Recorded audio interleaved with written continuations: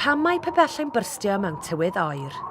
Os yw'r tywydd yn oer iawn, mae dŵr yn eich pibellau a'ch tapiau'n gallu rhewi.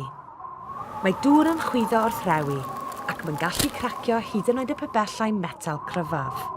Efallai na fyddwch chi'n sylwi ar unwaith, a fyddwch chi'n gwybod dim am y broblem nes i ddŵr ddechrau gollwng o'r bibell wrth iddi ddadmer. Mae dadwer yn dilyn tywydd oer iawn, ac mae hyn yn gallu gwneud i'r tir symud, gan ddifrodi eich tyllau yn y pibellau ar ein rhwydwaith. Mae busnesau, ysgolion ac adeiladau fel canolfannau cymunedol neu gapeli mewn perygl difrifol o bibellau'n byrstio yn y gaeaf.